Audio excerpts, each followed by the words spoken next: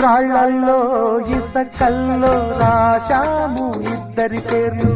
కళ్ళు మూసి తిన్నగా కలికి చదువుకో ఒక్కసారి కలలలోన తీయగా